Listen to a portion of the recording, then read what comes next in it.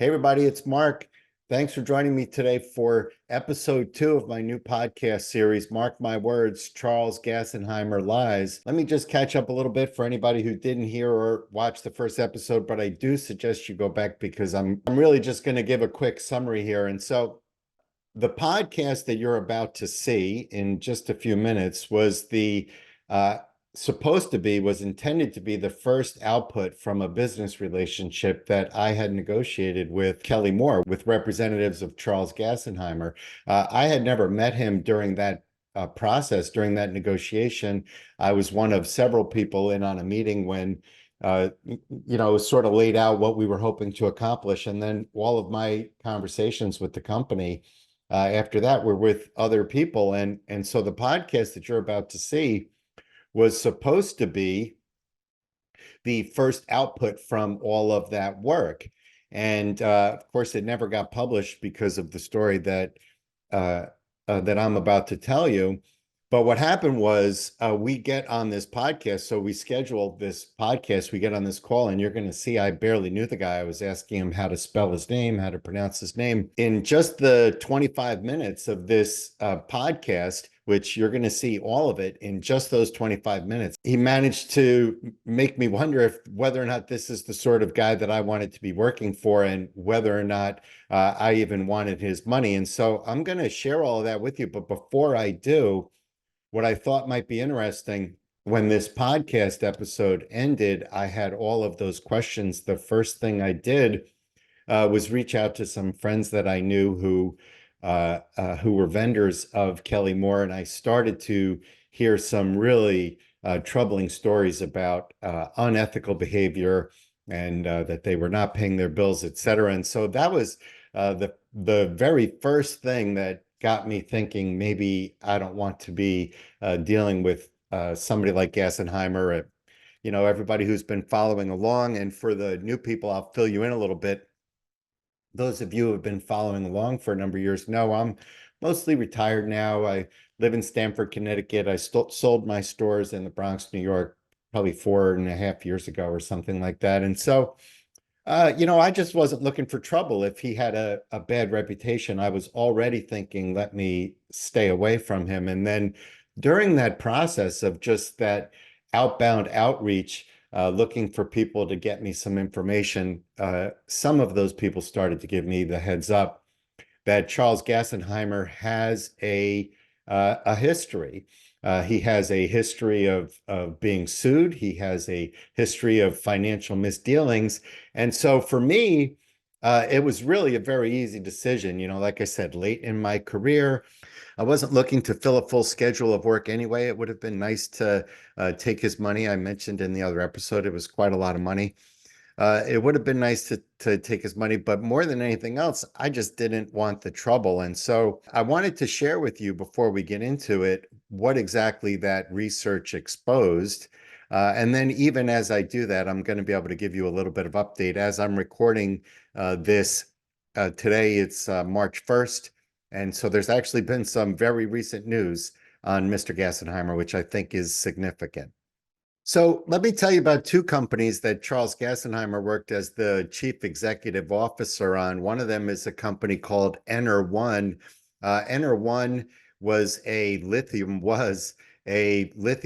battery manufacturer. In 2009, Ener1 received a $118 million grant from the United States government. That was the Obama administration at that time, as part of an economic recovery package that had been put together as a result of the 2008-2009 financial crisis. Now, grants, of course, do not have to get paid back, but do you know who did get paid before the company went into bankruptcy not long thereafter?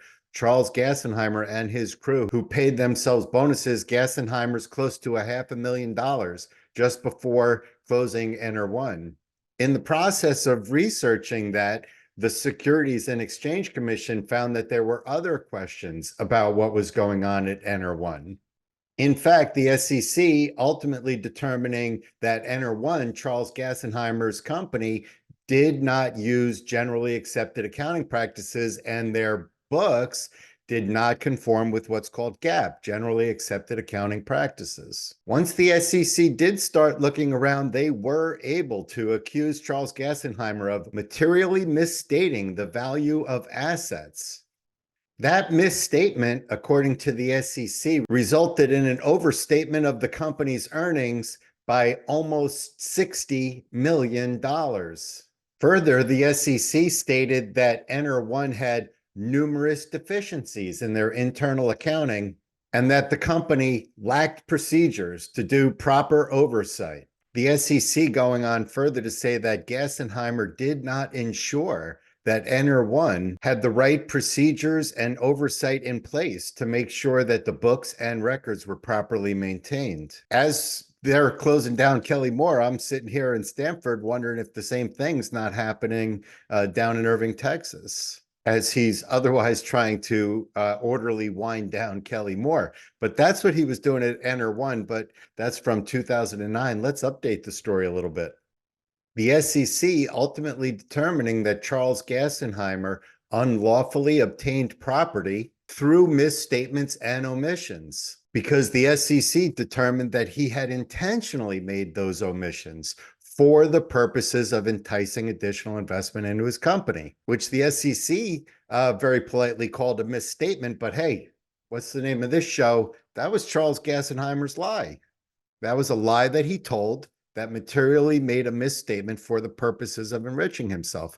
And the SEC caught him doing that. Gassenheimer was also charged in this same action by the SEC with intentionally falsifying records. While Gassenheimer was responding to me that this was all somebody else's fault, he was telling the SEC something else. This little accounting glitch, as you like to think of it, Charles, cost you $100,000 when you had to say, yeah, that was me, I did that.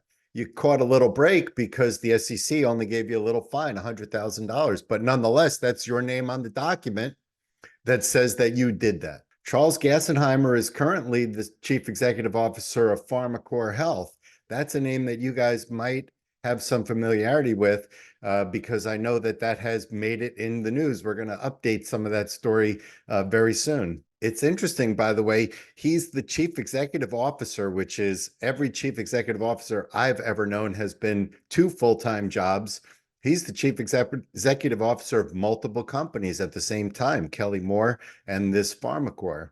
PharmaCore provides healthcare services to prison systems, and it doesn't seem like they do a particularly good job of that. Let's see if Charles is having any success winding down PharmaCore in an orderly manner or keeping the company out of court, as is his dream for Kelly Moore. But there are currently more than 500 lawsuits alleging medical negligence against PharmaCore. But Gassenheimer doesn't stop at just those 500. Employees of Kelly Moore, pay attention. This is going to sound familiar. There are close to 50 employee wage lawsuits pending against PharmaCore. Something else that's going to sound familiar, particularly to the former vendors of Kelly Moore, PharmaCore owes over $100 million, or there are claims against PharmaCore of over $100 million from former vendors of the company. And for anybody wondering where I'm getting this information from, you are free to do Googling. This is all coming from court filings, which are public records. One of the more than 600 lawsuits that Gassenheimer is involved with because of PharmaCore is with the former chief executive officer of the company. He claims in his lawsuit that Gassenheimer is using what he is calling, quote, the Texas two-step of a legal process, allowing Gassenheimer to extract all the value from that company, leaving nothing but the garbage left for the courts. Starting to sound familiar? And so the way they did that was by breaking up PharmaCore into two divisions and taking all of these lawsuits, all of this garbage, these 600 lawsuits, and putting them into a company called Horizon Health. Now he's starting to sound familiar to more people, because up until this part of the story, you've been getting it from me and what I share. Maybe you've got friends sending you some clippings and stuff, but now this is on the front page of the news. So you don't have to look very hard anymore. to see where the next couple of years are going. Charles Gassenheimer is going to be spending his time. Let me update this story a little bit. On January 31st of this year, Senator Elizabeth Warren of Massachusetts reached out to the United States Department of Justice regarding Corizon Health. In short, she explains that she's reaching out regarding the Chapter 11 proceedings that are going on relating to Corizon, all these lawsuits that I've just been telling you about. And in her own words, she uses the word Texas two-step maneuver. And she says they use this maneuver explicitly to evade its liabilities owed to its many creditors. On January 16th, Corizon announced an agreement on a new bankruptcy plan that, if confirmed, will deny Corizon's creditors, including incarcerated individuals, victims, adequate restitution for the company's serious harms. These are direct words from the United States Senator shared with the Department of Justice about the way Charles Gassenheimer behaves in business. She went on from there. I'm not going to read the whole thing. She went on basically to say what a lot of us have discovered about Charles Gassenheimer, and she went on to share that with the Department of Justice and asked that the Department of Justice step in and not allow this bankruptcy to go through, not allow the protection of the bankruptcy courts to apply to Corizon Health. I'm not a lawyer. I should be clear about that. And so what happens when a senator writes to the Department of Justice and asks for a particular action? Well, let's find out. Updating this story dated February 25th. Today, as I record this is only March 1st, so less than a week old.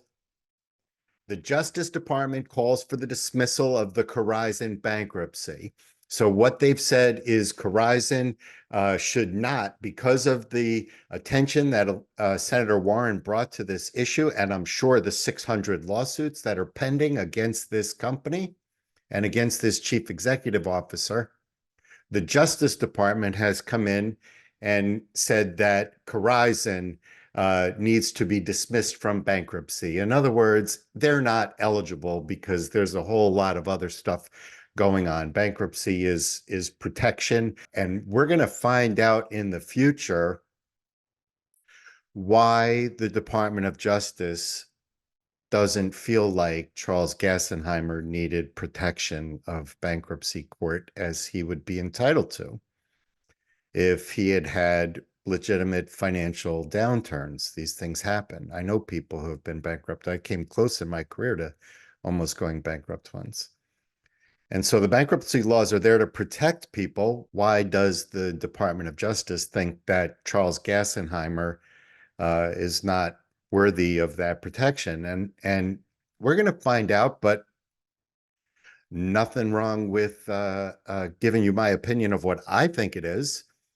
And that is that there's criminal activity going on at Corizon. And the reason I feel that way, there's a few.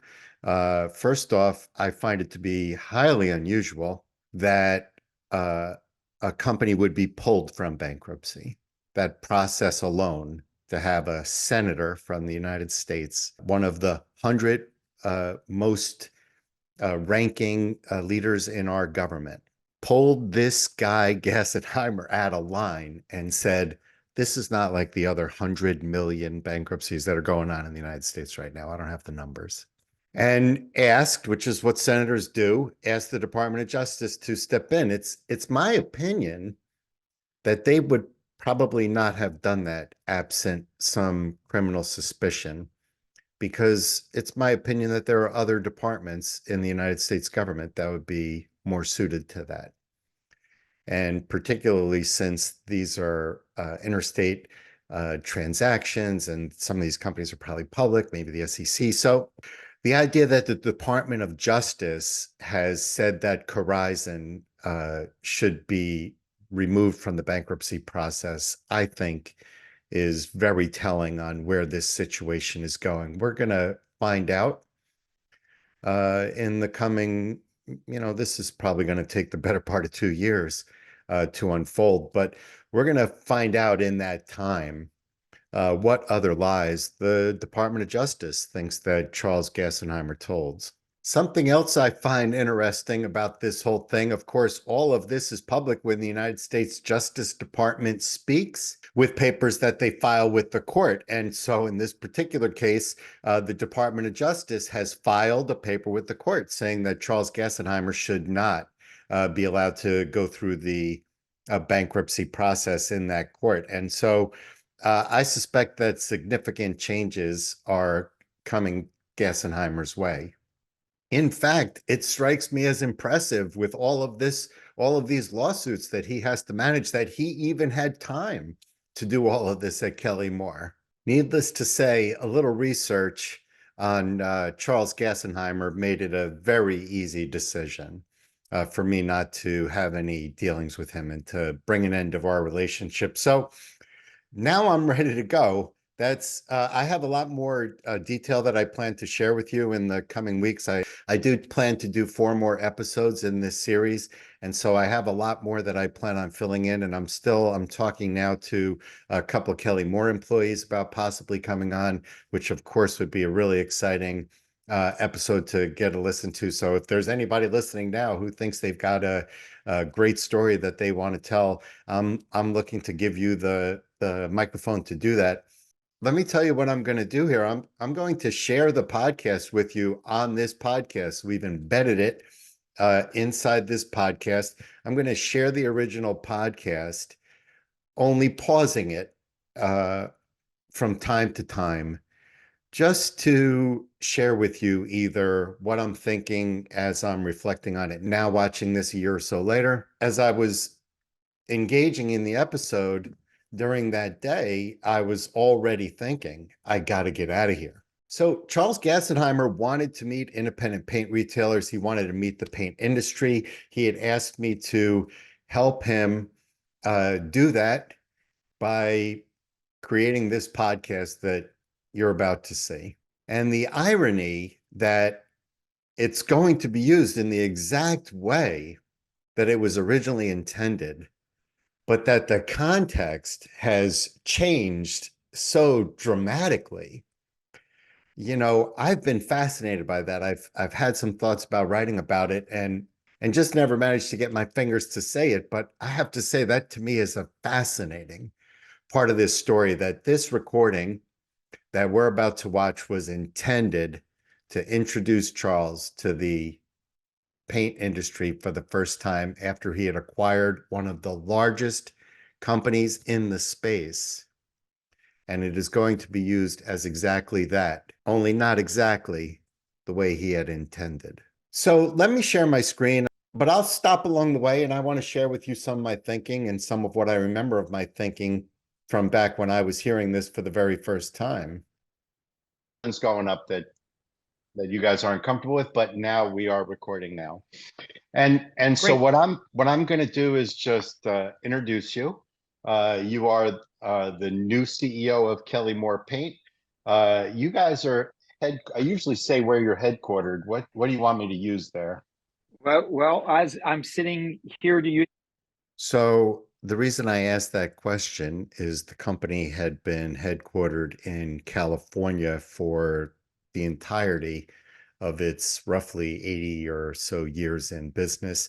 And when Gassenheimer bought the company, they almost immediately moved it to Texas. you today in our new headquarters in Las Colinas, Texas. New HQ in Las Colinas.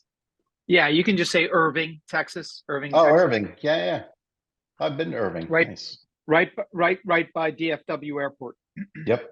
Actually went not that many years ago. My girlfriend and I went down in like maybe late September, early October to Dallas. We caught a Rangers game, Cowboys game, and then did all the museums and saw where Kennedy was killed and everything in the middle. So that's a cool area.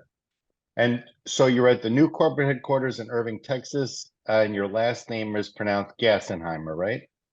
Correct. There you go. All right, I'm ready when you are. Let's roll. And so, by the way, I do the intro to this after we record. And so we're just going to jump right into it here. Okay, no problem. At the end of the 6 episodes of this series, I'm going to put up this entire podcast that you're seeing now. I'll put it up uninterrupted, and anybody who wants to listen can. And I will put it up with the introduction, which I haven't listened to. I just discovered it today as I'm recording this. I haven't listened to again, but I'm confident in what it said.